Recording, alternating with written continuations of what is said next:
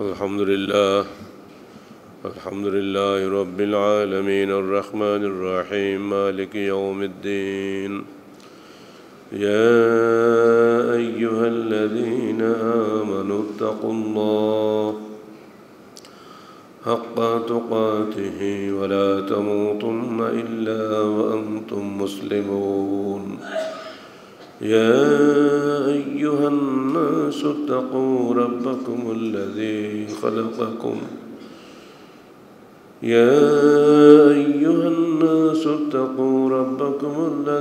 خلقكم من نفس واحدة وخلق منها زوجها وبث منهما رجالا كثيرا ونساء واتقوا الله الذي تساءلون به والأرحام إن الله كان عليكم رقيبا يا أيها الذين آمنوا اتقوا الله وقولوا قولا سديدا يصلح لكم أعمالكم ويغفر لكم ذنوبكم ومن يطع الله ورسوله فقد فاز فوزا عظيما أما بعد فقد قال الله تعالى في الكلام المجيد فأعوذ بالله السميع العليم من الشيطان الرجيم بسم الله الرحمن الرحيم وإن منكم إلا واردها كان على ربك حتما مقضيا ثم ننجي الذين اتقوا ونذر الظالمين فيها جثيا سورة কাহফ 71 নম্বর আয়াত। যাবতীয় হামদ ও সানা আল্লাহ রাব্বুল আলামিনের জন্য এবং যাবতীয় দরুদ ও সালাত শেষ নবী মুহাম্মদ রাসূলুল্লাহ সাল্লাল্লাহু আলাইহি ওয়াসাল্লামের জন্য। মানুষের জীবন মূলত তিনটা: একটা মায়ের গর্ভের জীবন, আরেকটি ভূপৃষ্ঠের জীবন, আরেকটি ভূগর্ভের জীবন। ভূপৃষ্ঠে জীবিত মানুষেরা চলাফেরা করে, ভূগর্ভে মৃত মানুষের স্থান। এর পরবর্তী যে জীবনটা আছে সেটা আমাদের অদৃশ্য জীবন, যেটা আলামে বারজাখি জীবন। এরপরে চূড়ান্ত জীবনটা আছে, ওটা কিয়ামতের দিন হবে, দারুল কারার, চিরস্থায়ী বাসস্থানের জীবন। গড়ে 5টা জীবন আমাদের আছে, কিন্তু আমরা মৃত্যুর পরবর্তী জীবন সম্পর্কে কিছুই জানি না। ওটা আমাদের পর্দার অন্তরালে থাকে। এর পরবর্তী যে জীবন, জান্নাত ও জাহান্নামের জীবন, সেটাও আমরা জানি না। এমনকি আমরা আমাদের জন্মের আগে কোথায় ছিলাম, কিভাবে এলাম, এটাও আমরা জানি না। পুরা অন্ধকারের মধ্যেই কিন্তু আমরা চলছি। আর এই কারণে মুসলমান হওয়ার প্রথম শর্তই আল্লাহ পাক বলছেন, হুদাল্লিল মুত্তাকিন আল্লাযীনা ইউমিনুনা বিল গায়ব। এই কোরআন তাদের জন্য পথ প্রদর্শক যারা বিশ্বাস স্থাপন করে গায়েবের উপরে। এরপরে যে সালাত, সিয়াম ইত্যাদি ইত্যাদি, গায়েবের উপরে যদি আপনি বিশ্বাস না করেন, আপনি মুসলমানের সংজ্ঞায় ঢুকতে পারবেন না। যারা সব কিছু স্থূল দৃষ্টিতে দেখে শুনে বিশ্বাস করতে চায়, তারা ইহুদিদের স্বভাবপ্রাপ্ত। ইহুদিরা তাদের নবী মূসা আলাইহিস সালামের সামনে পরিষ্কারভাবে চ্যালেঞ্জ করে বলেছিল, লান নুমিনা লাকা হাত্তা নারাল্লাহ জাহরা, কখনোই আমরা তোমার উপরে বিশ্বাস স্থাপন করব না যতক্ষণ তুমি আল্লাহকে আমাদের সামনে এনে দেখাবে। এই বোকামিটার জন্যই তারা কিন্তু মার খেয়ালে চূড়ান্তভাবে মখজুব হয়ে গেল, অভিশপ্ত হয়ে গেল। সেই অদৃশ্য জীবন সম্পর্কে মানুষকে হুঁশিয়ার করাটাই হলো প্রধান কাজ। সকল নবী রসুল এই কাজটাই করে গিয়েছেন। যে মানুষ তার অদৃশ্য জ্ঞান সম্পর্কে নবী রসুলদের কথায় অবিশ্বাস করে, তারা এই দৃশ্যমান পৃথিবীতে ধ্বংসশীল প্রাণী হিসাবে গণ্য হয়। মানুষের যত অশান্তি ওই একটি কারণে, সে তার পরবর্তী জীবন সম্পর্কে না জেনে নিজের জ্ঞান বুদ্ধির উপরে ভরসা করে সব কাজ করে। এটা যে করবে সে পথভ্রষ্ট হবে। কারণ কোনো মানুষ তার 1 মিনিট পরে জীবনে কী ঘটবে বলতে পারে না।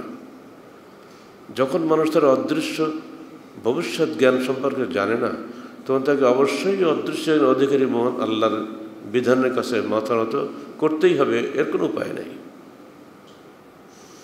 আল্লাহ পাক আমাদেরকে আগেই জানিয়ে দিচ্ছেন, দেখো ওয়াইন মিনকুম ইল্লা ওয়ারিদুহা কানা আলা রাব্বিকা হাতমান মাকদিয়া, তোমাদের মধ্যে এমন কেউ নাই যে পুলসিরাতে উপনীত হবে না, আর এটা তোমার প্রতিপালকের অমোঘ সিদ্ধান্ত। সুম্মা নুনাজ্জিল্লাযীনা তাকাও, অতঃপর আমরা সেই পুলসিরাতের উপর থেকে নাজাত দেব যারা মুত্তাকি, আল্লাহ ভীরু। ওয়া নাযারুল যালিমিনা ফিহা জাসিয়া, আর সেদিন আমরা জালেমদেরকে নতজানু অবস্থায় ওই পুলসিরাতের উপরে ছেড়ে আসবো, অর্থাৎ ওরা জাহান্নামে পড়বে। এই ছোট্ট দুটি আয়াতটা মাথায় রাখবেন সবসময়। এমন কোনো মানুষ নেই, নবী হোক, রসুল হোক, বা নেতা হোক, কর্মী হোক, কারো কোনো উপায় নেই। আর এটা আমাদের প্রতিপালকের অমোঘ সিদ্ধান্ত। মুতার যুদ্ধের প্রখ্যাত সেনাপতি আব্দুল্লাহ ইবনে রাওয়াহা যখন যুদ্ধে রওনা দিচ্ছেন 8ম হিজরিতে, মক্কা বিজয়ের আগেই, আল্লাহ রসুল তাদের উদ্দেশ্যে নসিহত করলেন, বিদায়ী নসিহত। সে দেখো তোমরা যাচ্ছ, প্রধান সেনাপতি যায়েদ ইবনে হারেসা যদি সে নিহত হয়, পরবর্তী সেনাপতি জাফর বিন আবি তালেব যদি সে নিহত হয়, পরবর্তী সেনাপতি আব্দুল্লাহ ইবনে রাওয়াহা যদি সে নিহত হয়, তোমরা তোমাদের মধ্য থেকে একজনকে সেনাপতি নির্বাচন করো। এই কথা শোনার সঙ্গে সঙ্গে ইহুদি শয়তানরা ছুটে এসে বলছে, এই ইনি কিন্তু নবী, মিথ্যা বলে না, ওনার জবান দিয়ে কোনো মিথ্যা কথা বের হয় না। ও যে বলেছে যদি নিহত হয়, তোমরা অবশ্যই নিহত হবে, অতএব তোমরা যেও না। দেখছেন কত কী ধরনের বদ ইহুদিরা, বিশ্বাস করছে নবী, আবার তো মানবে না। 3 জনের বাড়িতে গেল, প্রত্যেকের বাড়িতে যে তাদের বউদেরকে, ছেলেমেয়েদেরকে বললো, তোরা আব্বাকে যেতে দিস না, কিন্তু মরবে, জেনে শুনে পাঠাবি। প্রত্যেকেই বলছে আমরা ঈমান এনেছি নবীর উপরে, আল্লাহর উপরে, নবীর নির্দেশ আমরা মানবই, তোমাদের কথা শুনবো না। কিন্তু আব্দুল্লাহ ইবনে রাওয়াহার কাছে গিয়ে দেখা গেল উনি কাঁদছেন। আত্মীয় স্বজন সবাই এসে সান্ত্বনা দিচ্ছে, তুমি কাঁদছো কেন? মৃত্যুর ভয়ে কাঁদছ?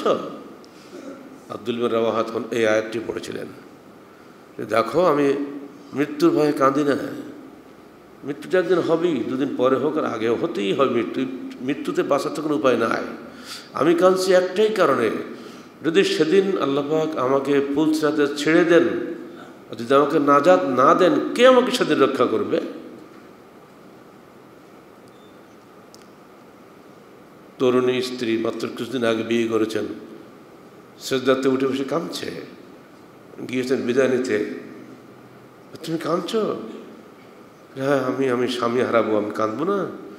না, তুমি গর্বিত বোধ করো, তুমি কিয়ামতের দিন শহীদের স্ত্রী হিসেবে উঠবে, সম্মানিত স্ত্রী হিসেবে।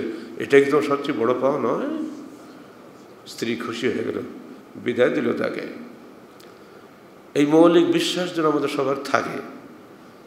আমাদেরকে অবশ্যই অবশ্যই অবশ্যই পুলসিরাতে হাজির হতে হবে, প্রত্যেককেই। সেদিন আল্লাহ পাক মুক্তি দেবেন তাদেরকে, আল্লাযীনা তাকাও, যারা আল্লাহ ভীরু, আর ছেড়ে দেবেন পুলসিরাতে, অর্থাৎ জাহান্নামে তাদেরকে যারা জালেম, যারা মানুষের হক নষ্ট করেছে, যারা দুনিয়াতে অবিচার করেছে, অন্যায় পাপ করেছে, তাদের একটাকেও আল্লাহ ছাড়বে না। দুনিয়ার বিচার কি? মানুষকে বিচার করতে পারে? 13 বছর 14 বছর বিচার করার পরে শেষে গিয়ে দেখা গেল ফাঁসি, আবার গিয়ে দেখা যায় আসলে সে নির্দোষ, হাইকোর্টে গিয়ে খালাস হয়ে চলে আসতেছে।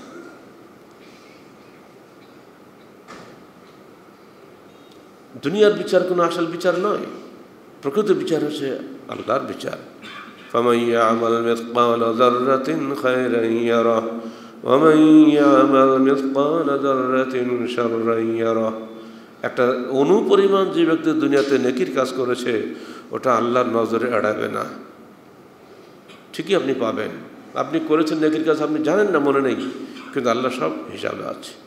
লা ইউগাদিরু সাগীরাতান ওয়ালা কাবীরাতান ইল্লা আহসাহা ছোট বড় যত নেকির কাজ আপনি করেন বা ছোট বড় যত গুনাহের কাজ আপনি করেন সবটাই আল্লাহর আমলনামায় লেখা আছে। কিয়ামতের দিন আপনার সামনে পেশ করে দেওয়া হবে, ইকরা কিতাবাকা কাফা বিরাব্বিকা আল-ইয়াওমা আলাইকা হাসিবা। এই যে তোমার সামনে পড়ো তোমার আমলনামা, আজকে তুমি যথেষ্ট তোমার বিচার তুমি নিজে করার জন্য। আমরা ভুলে যাব, আল্লাহ ভুলবেন না। কম্পিউটারের ফাইলে যেমন সব কিছু রেকর্ড করা থাকে, আমাদের আমলনামার ফাইলে সবই রেকর্ড করা থাকছে। যদি তওবা না করে মরি সবই থাকবে, তওবা করলাম আল্লাহ কবুল যদি করেন ফাইল গায়েব হয়ে যাবে। এজন্যই এই আল্লাহ ক্ষমা করার ব্যবস্থা করে দিয়েছেন বান্দার। হাদিসে এসেছে এক জুমা থেকে আরেক জুমা পর্যন্ত, এক কি বলে ওটাকে রমজান থেকে আরেক রমজান পর্যন্ত, এক হজ থেকে আরেক হজ পর্যন্ত, এক উমরা থেকে আরেক উমরা পর্যন্ত মুকাফফারাত, সমস্ত সগীরা গুনাহের জন্য কাফফারা হয়ে থাকে। আগের জুমা যারা এসেছিলেন, এই জুমা যারা আসবেন ইনশাল্লাহ এই মাঝখানে যে 7 দিন যদি কোনো সগীরা গুনাহ তো হয়ই সবসময়, কবিরা গুনাহ নাও হতে পারে, সগীরা গুনাহ হয় না এমন মানুষ আছে নাকি? এই সগীরা গুনাহ মাফের জন্য প্রতি জুমায় প্রতি 5 ওয়াক্ত সালাতের মাঝখানে ফজর থেকে জোহর, জোহর থেকে আসর, আসর থেকে মাগরিব, মাগরিব থেকে ঈশা, এই যে ফাঁকগুলোতে আমরা যে সগীরা গুনাহগুলো করি এই সব সগীরা গুনাহকে মাফ করার জন্য আল্লাহ পাক এই ব্যবস্থাটা দিয়েছেন। হাদিসে এসেছে এইভাবে, দেখো যদি একটা লোক পাশে প্রবহমান নদী থেকে দৈনিক 5 বার গোসল করে তার কি দেহে কোনো ময়লা থাকে? সাহাবাগণ বলেন না, তা তো থাকার কথা না। ঠিক অমনি করে তোমাদের 5 বার তওবা করার ব্যবস্থা আল্লাহ পাক করে দিয়েছেন। তোমার 5 বার মসজিদে সালাত আদায় করো, ঘরে বসে করলে 1 গুণ নাকি, একা করলে 1 গুণ নাকি, মসজিদে যে জামাতের সাথে করলে 27 গুণ নাকি বেশি পাবা। অতএব তোমরা এটা নিয়মিতভাবে তোমরা এই পাপ ভৌত করো, কাফারা আদায় করো। স্ত্রী আয়েশাকে বলছেন ইয়াকা ওয়া মুহাক্কারাতিজ যুনুব ফাইন্না লাহা তালিবান ইয়াউমাল কিয়ামা।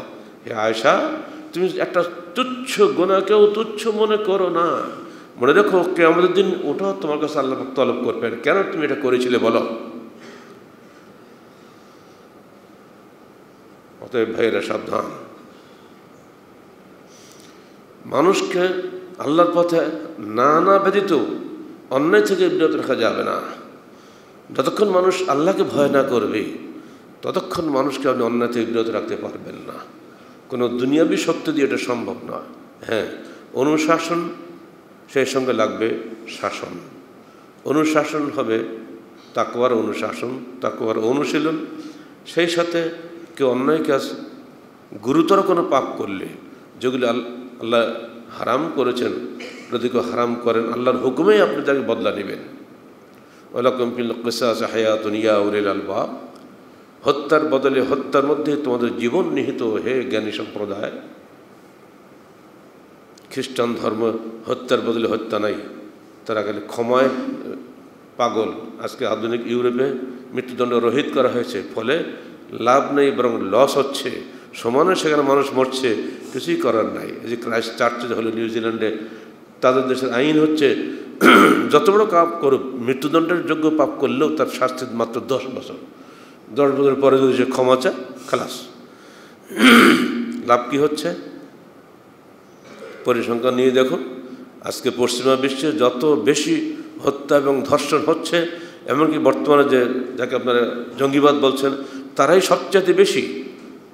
ইসলামী জঙ্গিবাদের বিরুদ্ধে যত কিছু বলা হোক না কেন, তাদেরই রিসার্চ সেল থেকে বলে দিচ্ছে বর্তমান বিশ্বে যত বেশি চরমপন্থার হামলা চলছে অধিকাংশই চলছে, অধিকাংশ 1% দিয়ে দিয়েছে, মাত্র 16% ইসলামী জঙ্গিবাদ, আর বাকি সবটাই ইহুদি জঙ্গিবাদ আর খ্রিস্টানের জঙ্গিবাদ আর হিন্দু জঙ্গিবাদ। এরাই সব করছে এগুলো, কিন্তু হাইলাইট হচ্ছে মুসলমানদের বিরুদ্ধে। কারণ প্রায় 200 মিডিয়া ইহুদিদের নিয়ন্ত্রিত, তারা সবসময় খালি মুসলমানদের বিরুদ্ধে বলে যাচ্ছে। গত সপ্তাহে যে শ্রীলঙ্কার যে কারণটা ঘটলো, এটা কোন মানুষই করতে পারে? মুসলমান তো পরিবর্গীয়, একটু মানুষ করতে পারে না। কিন্তু একটু গভীরে চিন্তা করে দেখুন, এই সমস্ত বোমাগুলো বানাতে যে খরচ হয়, এর টাকা ওদেরকে কে দিল? ও তো ছাত্র, বলছে পত্রিকা, ওরা ছাত্র, উচ্চশিক্ষিত ছেলেপিলি সব, ওরা ছাত্র, ওদের টাকা কোথায়? আপনারা হিসাব জানেন? গতকালকে ভবনগঞ্জ সম্মেলনে বলে দিয়েছে এভাবে যে রাশিয়া যে বোমা মেরেছে সিরিয়াকে তো শেষ করে দিয়েছে, শত শত বোমা মেরেছে। তো পত্রিকা আসছিল যে একটা বোমার দাম হলো $40 লক্ষ। 100 বার ইন্ডিয়ান পড়লে এখন হিসাব হবে না। বাংলাদেশের ফুল বাজেটে $40 লক্ষ হয় কিনা সন্দেহ। $1 সমান 80 টাকা, তাই না? 40 লক্ষকে 80 গুণ করেন তো কত লাখ কোটি টাকা হয়। একবার একটা বোমা যে এই টাকা হয়, এবার তার সাথে হাতে বহন করা একটা শক্তিশালী বোমা বানিয়ে দিল। আপনাকে বললে এবার তুই টুপি দাঁড়ালে মানুষ তুই জান্নাত চাস, তাই না? কিছুদিন মুসলমান হয়েছ জান্নাতের শর্তে। দেখো এই তোমার পূর্বসূরীরা হযরত আলী একজন বিখ্যাত খলিফা ছিলেন, তারা আলীকে হত্যা করেছিল কেন জানো? এই জন্য যে আলী আর মুয়াবিয়া রাজনৈতিক বিরোধে পরস্পরের যুদ্ধে লিপ্ত হয়েছিল। অথচ হাদিসে বলা হচ্ছে যে আল কাতিল আল মাকতুল কিলাহুমা ফিন্নার, হত্যাকারী এবং নিহত ব্যক্তি উভয়ে জাহান্নামে। এখানে আলী এবং মুয়াবিয়া মারামারি করেছে, কেউ না কেউ নিহত তো হয়েছেই, কেউ না কেউ হত্যাকারী তো আছেই। অতএব দুজনই মুসলমান, অথচ দুজনেই জাহান্নামে গেল যুদ্ধ করার কারণে।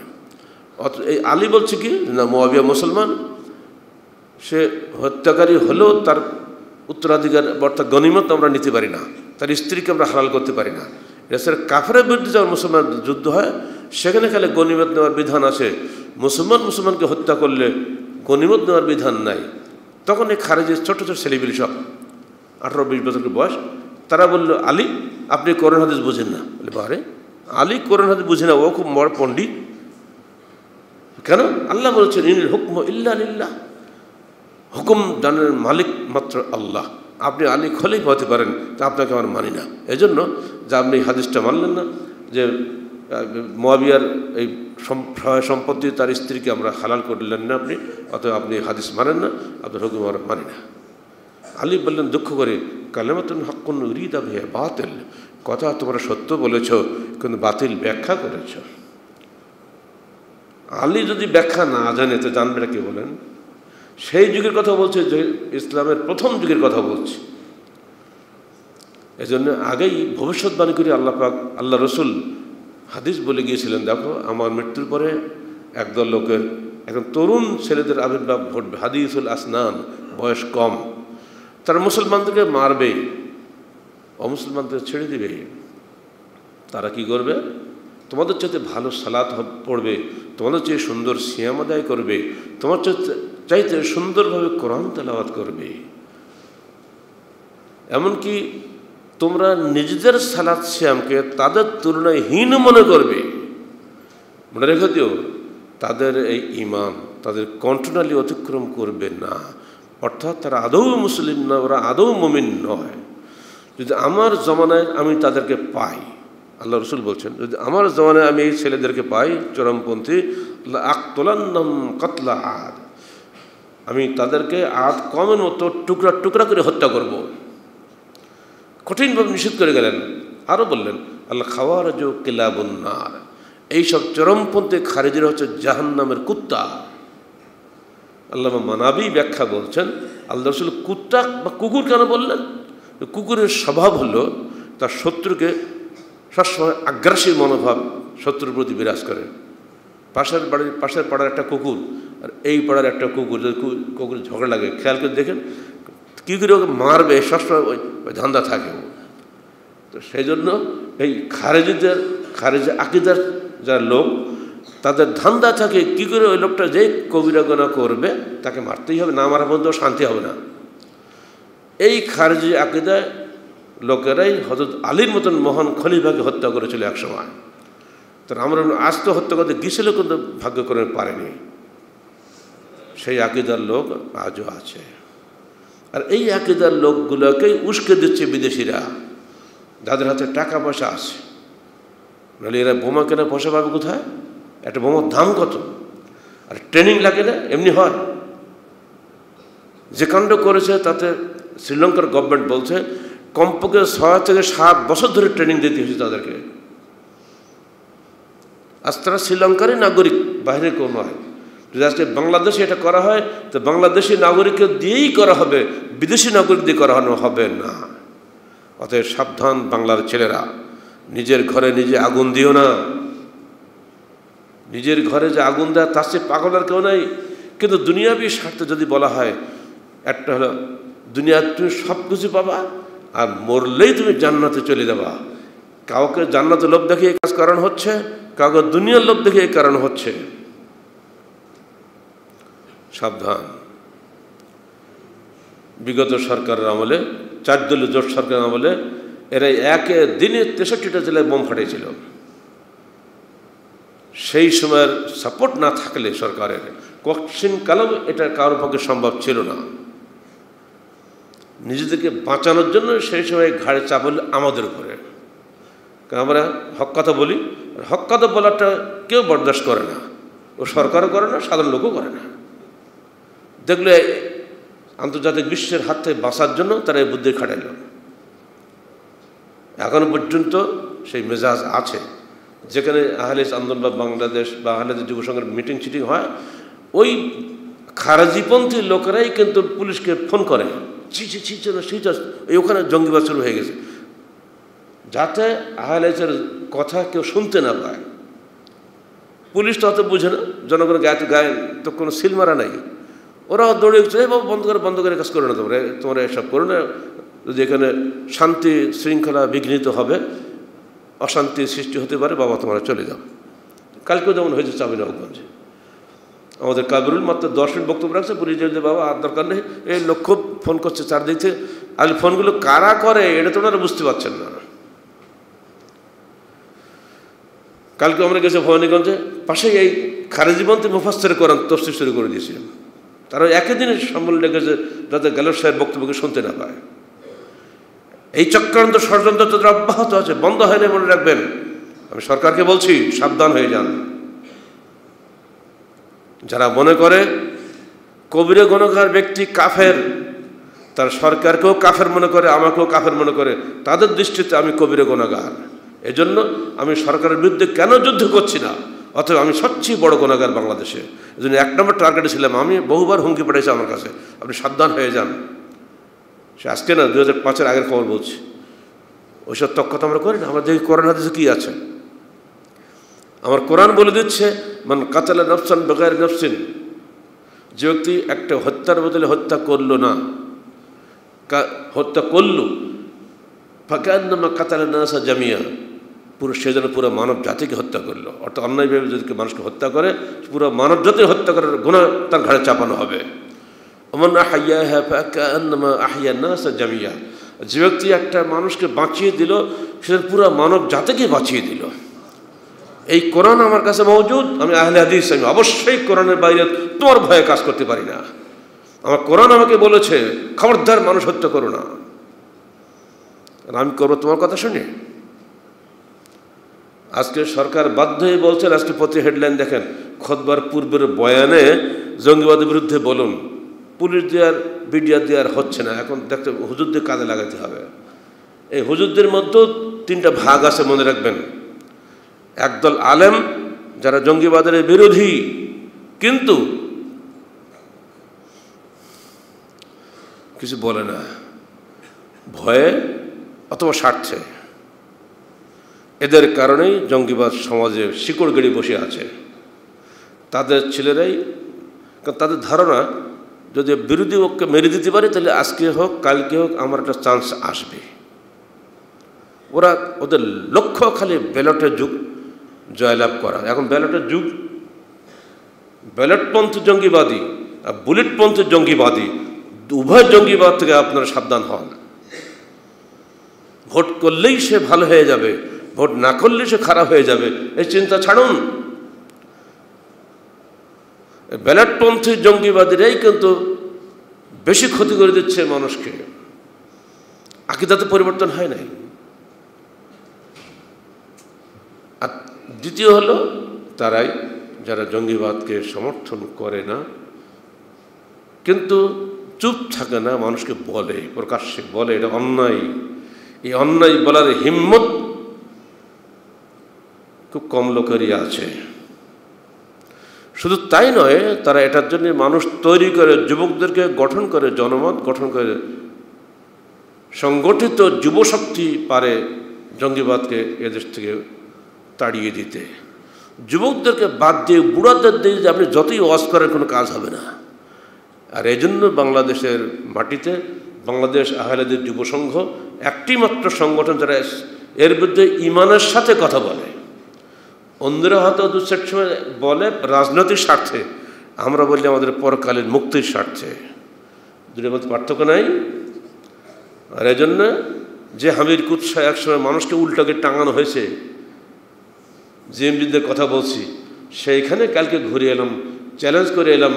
সেই 2004 থেকে দেখো আজ পর্যন্ত এই তোমাদের বাগমারা থানার অফিসারকে জিজ্ঞেস করো, আহলে হাদিস যুব সংঘের একটা ছেলেকে তোমরা গ্রেপ্তার করতে পেরেছো কিনা? এক টাকাও পারে নাই। কারণ আহলে হাদিস যুব সংঘের ছেলেরা এগুলো তো ধারে কাছেও যায় না, মানে এর বিরুদ্ধে যা কিছু করণীয় তাই তারা করে, তারা যুবকদের সংগঠিত করে। আহলে হাদিস যুব সংঘ, সোনামণি, আহলে হাদিস আন্দোলন, আহলে মহিলা সংস্থা, জনগণের মধ্যে 4টি সংগঠন কাজ করে যাচ্ছে। শুধু জঙ্গিবাদের বিরোধী না, সমাজের যে কোনো অপকর্মের বিরুদ্ধে তারা কথা বলে। কেন বলে? এমপি হওয়ার জন্য বলে না, জান্নাতের কোনো একটু স্থান পাওয়ার জন্যই বলে। আমাদের লক্ষ্য জান্নাত, তাদের লক্ষ্য বঙ্গভবন। পার্থক্য আছে না?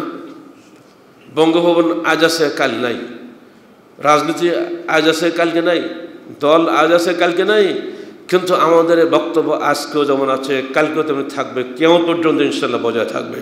আমাদের নেকি মরে গেলেও আমরা পাবো। এজন্য তরুণদেরকে বলছে খবরদার, যাকে তাকে কাফের বললে তাকে হত্যার আসামি বানিও না। জঙ্গিবাদীদের আকীদা হলো এই যে কবিরা গুনাহগার ব্যক্তি কাফের।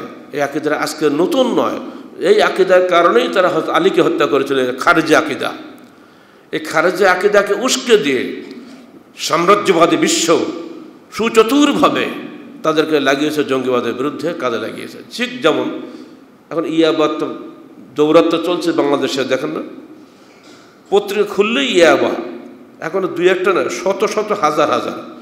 রাজশাহী এলাকা ধর্মীয় এলাকা, এখানে কখনো ইয়াবার গল্প পত্রিকা আসে নাই।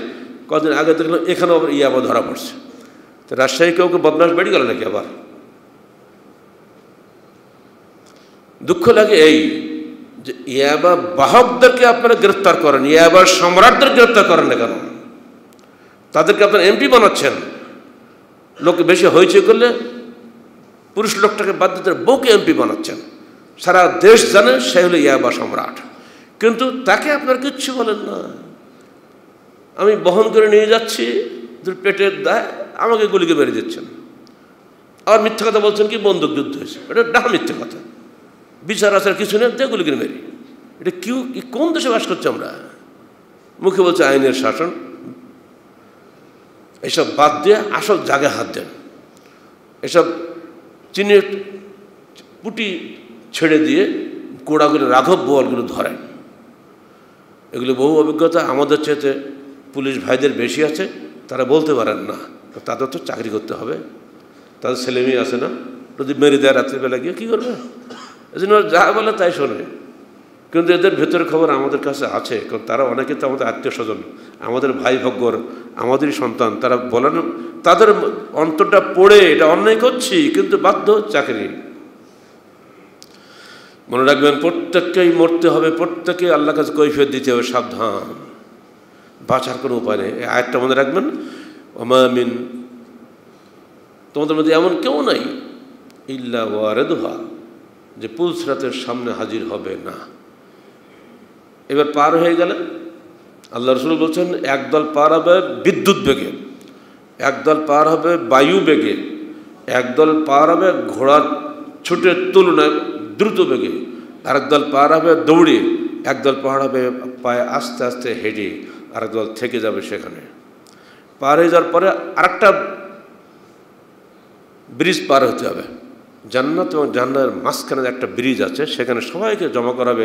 এরা যারা পুলসরাত পার হলো প্রথম ধাক্কায়, তারাই, যারা পড়লো তারা তো গেলই, আর যারা পার হয়ে গেল তাদেরকেও আবার জান্নাত এবং জাহান্নামের মাঝখানটা পুলের উপরে একত্রিত করা হবে। এইবার ধরে নিতে পারি আমরা তারা ইমানদার লোক, মুসলমান লোক। সেখানে তাদের বলা হবে, পৃথিবীতে অমুক দিন এই তুমি জুলুম করেছিলে, তুমি মুসলমান, তোমার ইমানের কারণে, কলমে শাহাদাত পাঠের কারণে তোমাকে মুক্তি দিয়ে পুলসরাত পার করানো হয়েছে। এখন তুমি বলো অমুক জায়গায় এই করেছিলে, অমুককে গালি দিয়েছিলে, অমুককে পিটিয়েছিলে, অমুককে মেরেছিলে, অমুক দুর্বল লোকটা তুমি ক্ষতি করেছিলে। সবাই আসবে, সবাই যে যা চাইবে সবার বিচার ওখানে হয়ে যাবে। নেকির পাহাড় নিয়ে হাজির হয়েছে, প্রতি বছরে ওমরা করে, হজ করে, বাপের টাকা মানে নেকি গাদা গাদা হয়ে গেছে। এবার দেখা গেলো মানে সাতামা হাজা বা কাজা বা হাজা কাতালা হাজা, অমুককে হত্যা করেছে, সে নিজে করেনি, উন্নতি করিয়েছে, সব ধরা খাবে সেদিন, কোনো উপায় নেই। বাংলাদেশের বিচার ব্যবস্থা বা ব্রিটিশ বিচার ব্যবস্থায়, এদেশটা ইসলামী বিচার ব্যবস্থা তো নাই, আছে ব্রিটিশ বিচার ব্যবস্থা। যে ডাইরেক্ট করে তাকেই ধরা হয়, অথচ যিনি করান তার কিচ্ছু হয় না, কারণ সে তো ধরাছোঁয়ার বাইরে থাকে। আল্লাহর সামনে এসব চলবে না, এসব চালাকি আল্লাহ ভালো করে জানে। যে নাসরের মেয়েটাকে পুড়িয়ে মেরেছে, ও প্রিন্সিপাল সাহেব কি বাঁচবে আল্লাহর বিচারে নাকি? যে কোনো বিচারে ওকে ফাঁসি না, ওকে একদম প্রকাশ্য ফায়ারিং স্কোয়াডে হত্যা করা উচিত, কিন্তু এই বিচারে কিছু হবে না, কারণ ও তো তখন জেলখানা ছিল। ওর উকিল বলবে, স্যার আমার আসামি তো খুবই নির্দোষ, খুবই ভালো, মাথায় এক হাত লম্বা উঁচু টুপি, নিচে আর এক হাত লম্বা দাড়ি, হুজুর দেখেন না কি সুন্দর কামড় হয়ে আছে, আর উনি তখন ছিলেন জেলখানায়, কিছুই খবর রাখে না। আর আইনেও বলছে জেলখানা থেকে বাইরে কিছু করা যায় না। এখন যে মোবাইলের যুগ, অনেক কিছু করা যায়, এটা সবাই জানে। এরপরেও কিন্তু আইনে বলা হচ্ছে জেলখানায় বাইরে কোনো কাজ করা যায় না, অতএব বেকসুর খালাস। আল্লাহর কাছে খালাস পাবে নাকি? অত সস্তা না, আল্লাহর বিচার নিখুঁত, অতএব বান্দা সাবধান হওয়া। এই হয়তো উনি পুলিশরাত ফার্স্ট চান্সে পাওয়ার হবেন, সেকেন্ড চান্সে আবার অ্যারেস্ট হবেন। আল্লাহ বলবে, এই বেটা প্রিন্সিপাল, এলেম শিখেছিলে, বড় হুজুর হয়েছিলে, তুমি সবসময় মুফতি বলে সবাই তোমাকে ডাকতো, বাবারা মেয়ে পাঠাতো তোমার কাছে লেখাপড়া শেখার জন্য, তুমি আমানতের খেয়ানত করেছো, এসব শুরু হবে। তার যত নেক আমল জীবনে উনি করেছেন, সারা জীবন হাদিস পড়ি যত নেক আমল জমা হয়েছে, এই সমস্ত আমলনামা থেকে নেক আমল কাটতে কাটতে অভিযোগকারীদের আমলনামা যোগ করা হবে। নিঃস্ব হয়ে গেল, চলো জাহান্নামে। শেষ। এরপরে আল্লাহর রসুল বলছেন যে তাদেরকে একটা গায়েবী আওয়াজ দাতা বলবে, তোমরা কি যাকে যাকে তোমরা দুনিয়াতে নেতা মানতে, তোমরা তাদের সঙ্গে চলে যাও। ইহুদিরা, ইহুদি তোমরা দুনিয়া কাদের পূজা করতে? বলে ওজায়ের ইবনুল্লাহ, আমরা নবী ওজায়েরকে আল্লাহর বেটা বলতাম, যাও তার সঙ্গে। এই নাসারার দল, খ্রিস্টানরা, তোমাদের নেতাকে ঈসা ইবনুল্লাহ, আল্লাহর বেটা ঈসা, যাও ওইদিকে। সব ময়দান ফাঁকা। আর কেউ বাকি আছে? হ্যাঁ আমরা বাকি আছি। কি তোমরা? আমরা তো ঈসাকে মুসাকে ইবাদত করতাম না, আমরা সিরেফ আল্লাহর ইবাদত করতাম, তাই নাকি? আমরা মুসলমান, চলে আসো, সব চলে যাও সামনে। মুসলমান, তোমাদের নেতাকে আমাদের নবী মুহাম্মদ রাসূলুল্লাহ সাল্লাল্লাহু আলাইহি ওয়াসাল্লাম। কি চাও তোমরা? আমরা আপনার ক্ষমা চাই। তোমরা যাচ্ছ না কেন? যে আমরা আপনাকে ছেড়ে যাব না, আপনার কাছেই আমরা থাকবো। আমরা আল্লাহকে বিশ্বাস করেছি, আল্লাহ যেখানে আমরা সেখানে, আমরা ডানি ভাই যাব না। ঠিক আছে। এর পূর্বে ইহুদি নাসারাদের বলা হবে, তোমরা এখন কি চাও? ওরা বলবে, আমরা পিপাসায় কাতর, আমরা একটু পানি চাই। যাও, ওই যে পানি দেখা যাচ্ছে, পানি পান করতে গিয়ে দেখো ওটা পানি নয়, ওটা জাহান্নাম পড়বে সেখানে। তাহলে ইহুদিরাও জাহান্নামী হয়ে গেল, নাসারা জাহান্নামী হয়ে গেল। এটা করণের এইভাবে, ওয়াল্লাযীনা কাফারু আমালুহুম কাসারাবিন বিকিআতিন ইয়াহসাবুহু যামানু মাআ। সূরা নূর পড়ে দেখেন, যারা অবিশ্বাসী কাফের তাদের সমস্ত নেক আমলগুলো হবে মরীচিকার মতো। পিপাসার্থ ব্যক্তি মনে করবে ওটা বোধহয় পানি, যখন তারা কাছে আসবে পানি নাই, আল্লাহকে তারা সেখানে পাবে। বাস হয়ে গেল। এইবার মুমিনদেরকে পালা, দেখো তোমরা কী জন্য ইবাদত করেছিলে, কী জন্য ইসলাম কবুল করেছিলে। প্রথম বিচার হবে আলেমদের, শহীদদের, দাতাদের। এই আলেম, তুমি তো বড় আলেম হয়েছিলে দুনিয়াতে, বলো কেন আলেম শিখছিলে? ও বলবে, আপনার দিন শিখেছিলাম, দিন প্রচার করেছিলাম, দিনের প্রচারের জন্যই আমরা এগুলো করেছি, আল্লাহ রসুলের আমানত আমরা হক আদায় করেছি, কোরআন হাদিস পড়িয়েছি, ইত্যাদি ইত্যাদি মেলা কিছু। হ্যাঁ, তুমি যা কিছু করেছিলে আমি জানি, তোমার ভিতরে ভিতরে এই লোভ ছিল যে আমাকে লবে আল্লামা বলবে, শায়েখ বলবে, মুফতি বলবে, আমি শ্রেষ্ঠ আলেম হব, বাহাসে সবাইকে হারিয়ে দেব, এই বড়ত্ব এবং অহমিকার কারণে তুই বেশি বেশি এলেম শিখেছিলে, অথবা বড় চাকরি লোভে, বেশি বেতন পাওয়ার লোভে তুমি এই অন্যায় করেছিলে, যাও তোমার অন্তর খবর আমি রাখি। আজকের মাদ্রাসাগুলোকে বেতন বৃদ্ধি করে আধা সেকুলার বানিয়ে দেওয়া হয়েছে, দেখেন না খেয়াল করে, লেখাপড়ার আছে নাকি? এমনকি 300 মাদ্রাসায় যৌন প্রজনন, 50টি মাদ্রাসায় এবং 300 স্কুলে ছোট্ট ছেলে 7-8 বছরের বয়স, তাদেরকে যৌন প্রজনন শিক্ষা দেওয়া হচ্ছে, 5 বছর ধরে দেওয়া হচ্ছে, আমরা টেরই পাইনি। এখন BBC বাংলা রিপোর্টের পত্রিকার সামনে আসার পরে আমরা টের পেয়েছি, আমরা কথা বলেছি, পত্রিকা এবারে তাহারিকের সম্পাদক গেছে এর উপরে, সরকারকে সাবধান করছে, আমাদের দায়িত্ব উপদেশ দেওয়া, আমাদের দায়িত্ব কারো উপরে চাপ সৃষ্টি করা নয়। উপদেশ দিচ্ছি, দয়া করে এই যৌন সুরসুরি দেওয়া এই শিক্ষা বাতিল করুন।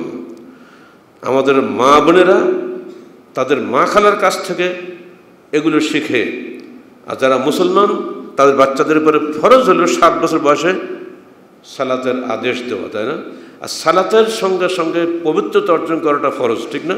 ওযু ছাড়া তো সালাত হয় না। এই পবিত্রতা শিখতে গিয়ে মেয়েরা তাদের মায়ের কাছে শিখে, ছেলেরা তাদের বাবার কাছে শিখে। এটুক জন্য স্কুলে আলাদা এক জায়গায় বসে শেখানোর কোনো প্রয়োজন নাই। তার এক পড়ে দেখবেন এই সংখ্যা, আমরা হিসাব দিয়ে দিয়েছি, বর্তমান পৃথিবীতে যেসব দেশে এই সমস্ত ফ্রি সেক্স শেখানো হচ্ছে তাদের ফলাফলটা কি দেখুন। শেখানো হচ্ছে আমেরিকায়, ধ্বংস আমেরিকা, পৃথিবীর শীর্ষস্থানীয় ধর্ষণ কবলিত দেশ এখন America, England, France, Germany, Bharat 4 নম্বরে, সব জায়গাতেই চলছে। যারাই এই যৌন শিক্ষা দিতে গেছে তারাই ধ্বংস হয়ে গেছে। আপনার বহু শিক্ষক এখানে আছেন, সাবধান, টাকার লোভে, দুনিয়ার লোভে কোনো কাজ করবেন না, আগে আখিরাত সামলান। আপনি আলেম, আপনার ইলমের হিসাব না দিয়ে আপনি 1 পা বাড়াতে পারবেন না কিয়ামতের মাঠে। সাবধান আলেমরা, সাবধান বক্তারা। আলেম 3 শ্রেণীর, একদল আলেম, গত সপ্তাহে বলি, সেটা আবার মনে করে দিই, তারা বেদাতের আহ্বায়ক, বেদাতের সহযোগী, বেদাতের প্রচারক। আর একদল আলেম যারা বেদাতের বিরোধী, কিন্তু বলে না ভয়ে অথবা স্বার্থে। আর এদেরই কারণে বেদাতগুলো সমাজে স্থিতি লাভ করেছে। যেহেতু কিছু বলো শেষের একেল গর্গর হিসাব, যে যাবার করবে আমার কিছু ঝামেলা, জি না, এটা অসম্ভব হবে না। তখন আল্লাহর গজব নামবে, সবার উপরেই নামবে। আজকে এইডস আসছে, কত মহামারী আসছে, আসমানে ভাইরাস আসছে, যে ভাইরাসের জীবনে ডাক্তারের নামই শোনে নাই। এসবগুলো কোথেকে আসছে? এটা আল্লাহর গজব নয়? মাটির তলা গজব, আর্সেনিক বিষ আসতেছে, আমরা পানি খাচ্ছি, কি খাচ্ছি? বিষ খাচ্ছি। আজকে ঢাকা শহর পুরোটাই দূষিত নগরী। ঢাকা শহরের মাটির নিচে বিষ, উপরে বায়ুতে বিষ, দস্তা বেশি হয়ে গেছে, নাক দিয়ে নিঃশ্বাস ঢুকছে, দস্তা ঢুকছে, প্রত্যেকটা মানুষ ওখানে রোগী হয়ে যাচ্ছে। এরপর আমরা অহংকার দেখাচ্ছি, আল্লাহর এই গজব আসছে সমানে, এরপরও আমাদের কোনো ভয় নাই। সাবধান। এইগুলো বিষয়ে আমাদেরকে বলতে হয়, এই জন্য যাতে সমাজের কল্যাণ হয়। সমাজের কল্যাণের স্বার্থে আমরা জঙ্গিবাদের বিরুদ্ধে বলি, এবং পরকালের নাজাতের স্বার্থে আমরা এটা বলি। ঠিক পরকালের নাজাতের স্বার্থে আমরা মাদকতার বিরুদ্ধে বলি, কারণ আমার রসুল বলেছেন কুল্লু মুস্কিরিন হারাম, প্রত্যেক মাদক দ্রব্য হারাম। হারাম মানে বোঝেন তো? হারাম কি ব্যাখ্যা দেওয়া লাগে? এক কথায় শেষ। আমার রসুলের প্রতিটি কথা এত চমৎকার, এত সারগর্ভ, যে একটা শব্দের সব ধরা পড়ে। সে যুগের মাদক যা ছিল সেটা হারাম, এ যুগের মাদক যা সেটা হারাম, আগামী দিনে আবার যা মাদক আসবে সেটা হারাম। নাম করা কি দরকার? ইয়াবা হারাম, সেঞ্চুরি হারাম, নাম করে বলতে হবে নাকি? পাগল নাকি আমরা? শুধু এই হাদিসটা যে ছোট্ট শিশুদের ক্লাস 5, 6, 7, 8 মধ্যে মুখস্থ করেন, হয়তো ইনশাল্লাহ বাংলার জমিন থেকে মাদক হারিয়ে যেত। কিন্তু ওটা করলে সরকার সেকুলার থাকে না, যে তো ইসলামী হয়ে যায়, সাম্প্রদায়িক সরকার হয়ে যাবে। কি বলবেন? ছোট্ট বাচ্চাদেরকে কোরআন হাদিস শেখানো। এই জন্য আমরা না পেরে হাদিস ফাউন্ডেশন বাংলাদেশের পক্ষ থেকে হাদিস সংকলন বের করেছি। ছোট্ট ছোট্ট হাদিসগুলো ওখানে আমরা দিয়ে দিয়েছি, যে কোনো শিশু ওটা মুখস্থ করতে পারবে। যেন একটা হাদিস বললাম একটু আগে আপনাদের, 3টা শব্দ না, কুল্লু মুস্কিরিন হারাম। এটা মুখস্থ রাখা কঠিন হবে? এইটা তো উচিত ছিল স্কুলে পড়ানো, প্রত্যেক ছেলেপিলে মুখস্থ করতে পারত। তাহলে ও কখন মাদক দ্রব্য ধারে কাছেও যাইতো না। যদি বলা হতো দেখো তোমাদের মা বোন মায়ের পায়ের তলে সন্তানের জান্নাত, ছোট্ট হাদিস না, ইন্নাল জান্নাতা তাহতা আকদামি উম্মাহাতিকুম, জান্নাত তোমাদের মায়ের পায়ের তলে। এই হাদিসটা যদি জানতো কোনো বাচ্চা, সে মাকে মায়ের মতো শ্রদ্ধা করত। বৃদ্ধ বয়সে মাকে সে কোলে করে নিয়ে ঘুরে বেড়াতো, বৃদ্ধ বাবাকে সে কখনো অসম্মান করতো না। আজকে সরকার বিপদে পড়ে গেছে, না বেড়ে বৃদ্ধ ওল্ড হোম বানাচ্ছে, বৃদ্ধ নিবাস। যান আমেরিকা ইউরোপে দেখেন বৃদ্ধ নিবাস, পাগলের কারবার। আসল জায়গায় ঘানা দিয়ে ওই করতে হবে নাকি? বাংলাদেশে এখনো পর্যন্ত সামাজিক শান্তি বিরাজ করছে কোরআন হাদিসের কারণে। এজন্য ছেলেরা যত বড়ই হোক বৃদ্ধ পিতামাতার জন্য তারা জীবন দিয়ে দিচ্ছে। কেন দিচ্ছে? এই বৃদ্ধ পিতামাতার দোয়া আমাকে আখিরাতে মুক্তি দান করবে। কারণ হাদিসে রয়েছে সাকাতুল ওয়ালিদে সাকাতুর রব, পিতার সন্তুষ্টি আল্লাহর সন্তুষ্টি, পিতার অসন্তুষ্টি আল্লাহর অসন্তুষ্টি। এই হাদিসে রয়েছে বলেই কিন্তু আমরা এটা করছি, কারণ আখিরাতের খবর আমরা রাখি না, নইলে আমাকে পুল ছেড়ে আটকে দেবে আল্লাহ। তো আমাদের আবেদন থাকবে, যারা আমাদের সন্তান, তোমাদের দেহে শক্তি আছে মনে রেখো, একসময় আমাদেরও বয়স তোমাদের মতো ছিল। যদি আমরা আমাদের বাপ মায়ের কাছ থেকে প্রশিক্ষণ প্রাপ্ত না হইতাম, আমরাও সেদিন জঙ্গিবাদে ঢুকে পড়তাম। আর আমরা যদি ওইরকমভাবে পারিবারিকভাবে বা মাদ্রাসায় শিক্ষিত না হইতাম, তাহলে আমরাও ধ্বংস হয়ে যেতাম। এখন এগুলো হচ্ছে সম্পূর্ণ রাজনৈতিক কারণে। বাংলাদেশে যারা ধ্বংস কামনা করে, বিদেশি শক্তি দেখতে বাংলাদেশ সরকার কথা শুনছে না, ঠিক আছে চালাও, অমুক ব্যাংকে হামলা করো, অমুক হোটেলে হামলা করো। শ্রীলঙ্কা গভর্নমেন্ট আগে ছিল একটা বৃহৎ শক্তির দিকে ঝুঁকেছিল, আর একটা বৃহৎ শক্তির দিকে চলে গেছে। তাদের বন্দর এখানে অনুমতি দিয়ে দিয়েছে সাগরে। এখন সেই বৃহৎ শক্তি যদি খেপে যায়, খেপে গিয়ে সামনেতে হামলা করবে না? তারা যদি ওইখানকার কিছু বিদ্রোহী লোককে পয়সা দিয়ে চালাও, তুমি হোটেলটা বোমা দিয়ে শেষ করে দিয়ে, এদের জীবনে কেউ ধরবে না। করছে সবই বিদেশি শক্তিগুলা, আর ব্যবহার করছে স্থানীয় নাগরিক ছেলেদেরকে। যারা ব্যবহারকারী তারা ধরা ছোঁয়ার বাইরে, তারা জাতিসংঘ কনভার্ট করছে, তাদের ভেটো পাওয়ার আছে। বিশ্বে 189টি দেশ একদিকে যদি ভোট দেয়, আর ওই 5টি দেশের একটা দেশও যদি একদিকে ভোট দেয়, ওই একটা দেশের ভোটই সেখানে ফাইনাল হবে, 189টি দেশের ভোট সব বাতিল হবে। এটার নাম কি গণতন্ত্র? তারাই হলো আবার গণতন্ত্রের সারা ফেরিওয়ালা, সারা দুনিয়া ফেরি করে বেড়াচ্ছে তারাই। কোথায় বসবাস করছেন আপনি? তাদের আসে অস্ত্রের জোর, টাকার জোর, সেই জোরে তারা মানবতাকে হত্যা করছে সর্বত্র, নিজের দেশে বাইরের দেশে। নিরীহ গোবর্ষরাই মুসলমান ছেলেদেরকে তারা এখন টার্গেট করেছে। মূল দায়ীদেরকে ধরার কোনো ক্ষমতা পৃথিবীর কোনো শক্তির নাই। আজকে মিয়ানমার যে 10 লক্ষ 11 লক্ষ মানুষকে তাড়িয়ে দিল, তারা স্থায়ী নাগরিক সেখানকার, তাদের বিরুদ্ধে এই সমস্ত বৃহৎ শক্তিরা কেউ শব্দ করছে না, কারণ তাদের সেখানে দুনিয়াবী স্বার্থ আছে। মানবতা ভুলুণ্ঠিত, বিচারের বাণী নিভৃতে কাঁদে। আমরা আখিরাতে বিশ্বাসী, আমরা পুলসিরাতে বিশ্বাসী। পুলসিরাতে মুক্তি আমাদের পাওয়া মূল লক্ষ্য, আর এজন্য আমরা আল্লাহকে ভয় করি। সুম্মা নুনাজ্জিল্লাযিনা তাকাও, আমরা নাজাত দেবো সেদিন তাদেরকে যারা মুত্তাকি, আল্লাহকে ভয় করে। ও নাজারু যালিমিনা ফিহা জাসিয়া, আর সীমালঙ্ঘনকারীদেরকে আমরা পুলসিরাতে ছেড়ে দেব। একটু আগে বলেছি 5 ওয়াক্ত সালাতের মধ্যবর্তী সময়ে, 2 রমজানের মধ্যবর্তী সময়ে, 2 উমরার মধ্যবর্তী সময়ে বান্দা যত সগীরা গুনাহ করে সবগুলো আল্লাহ ক্ষমা করার জন্য এই ব্যবস্থা করে দিয়েছেন। ঠিক অনুরূপ ব্যবস্থা আসছে আমাদের সামনে রমজানুল মুবারক। রমজানুল মুবারকের মূল উদ্দেশ্য কি? আল্লাহ বলছেন, ইয়া আইয়ুহাল্লাযীনা আমানু কুতিবা আলাইকুমুস সিয়াম কামা কুতিবা আলাল লাযীনা মিন ক্বাবলিকুম লাআল্লাকুম তাত্তাকুন, যাতে তোমরা মুত্তাকি হতে পারো। ওখানে পুলসিরাতে পার হওয়ার শর্ত মুত্তাকি হওয়া, ঠিক এখানেও ঠিক সেই কথাই বলা হচ্ছে। রমজান আসছে, প্রস্তুতি নিন। আর তো মাত্র 2 সপ্তাহ সময় নাই, প্রস্তুতি নিন। যারা শাবানের সিয়াম রাখেননি এখনও রাখেন। রমজানের প্রস্তুতির মাস ছিল শাবানের মাস, আল্লাহ রসুল প্রায় পুরো মাসটাই সিয়াম রাখতেন, 2-1 দিন বাদ দিয়ে। আমরা যারা এখনও রাখেনি এখনও রাখেন, শাবানের নিয়তে সিয়াম রাখবেন ইনশাআল্লাহ, তাহলে আপনার জন্য রমজানের সিয়াম রাখাটা সহজ হবে। এটা যেন শুধু গরিবদের মধ্যে সীমাবদ্ধ না থাকে। বহু পূর্বে আল্লামা ইকবাল দুঃখ করে বলে গিয়েছেন, দেখো আল্লাহ তোমাদের উপরে রহম করবেন কেন, তোমরা যারা ধনিক শ্রেণী তোমরা সিয়াম রাখো না, এমন গরিবের প্রতি তোমরা রহম করো না, যাদের হাতে শক্তি আছে তারা দুর্বলদেরকে সাহায্য করো না। কেন আল্লাহ তোমাদের সাহায্য করবে? যাকে होते हैं मसाजिद में तो सफारा तो गरीब, पर्दा रखता है हमारा, जाके होते हैं मसाजिद में सफारा तो गरीब, जहमत रोज़ा जो करते हैं गुआरा तो गरीब, नाम लेता है अगर कोई हमारा तो गरीब, पर्दा रखता है अगर कोई हमारा तो गरीब, जिंदा है मिल्लत बैदा गुरबा के दम से, उमरा नशे दौलत से गाफिल है हमसे, जिंदा है मिल्लत बैदा गुरबा के दम से।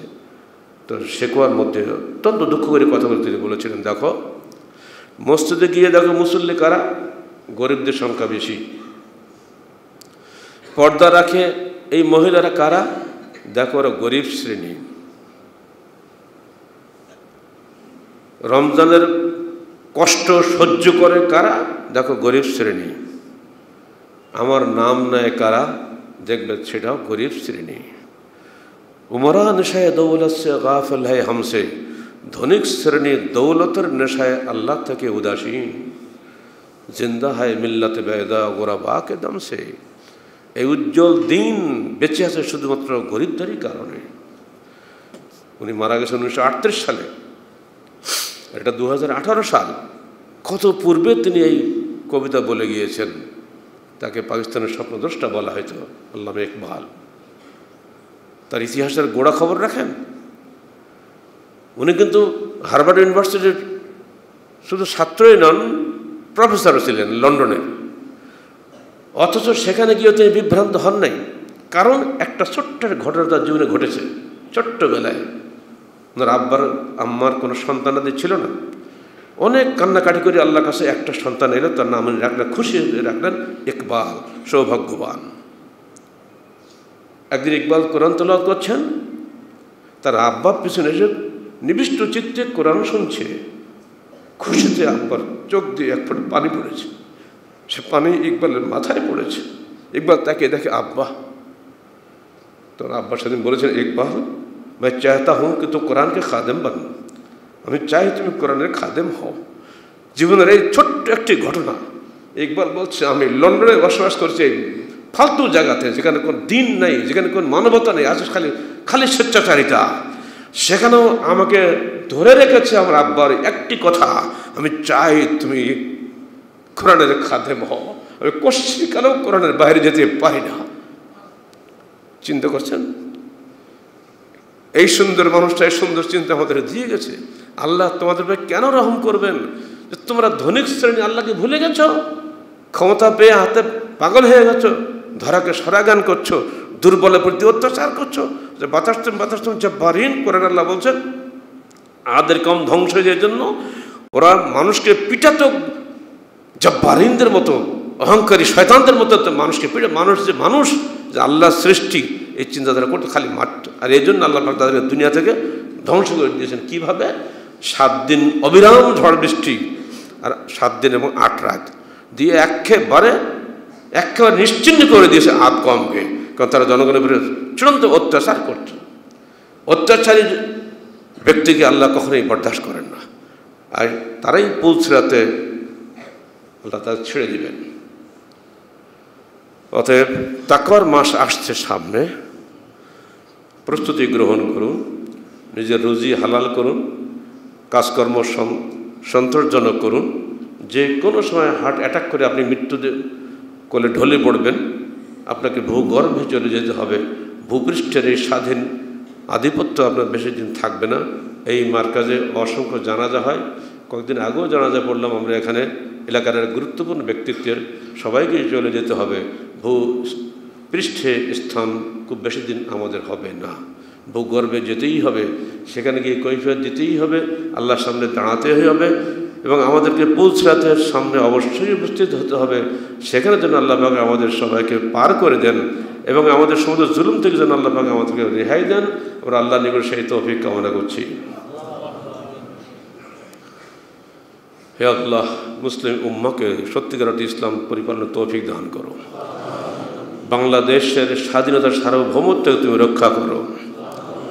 বিদেশি শক্তি চক্রান্ত থেকে আল্লাহ তুমি আমাদের দেশকে রক্ষা করো। আমাদের সুন্দর সুন্দর ফুটফুটে বাচ্চাগুলোকে জঙ্গিবাদ থেকে তুমি বাঁচিয়ে রাখো। তাদের দেহগুলোকে তুমি মদের সবল থেকে আল্লাহ তুমি বাঁচিয়ে দাও। আমাদের নারী সমাজকে নির্যাতনের হাত থেকে আল্লাহ তুমি রক্ষা করো। আকুলু কওলি হাযা আস্তাগফিরুল্লাহ লি ওয়া লাকুম ওয়া লিসাইরিল মুসলিমিন।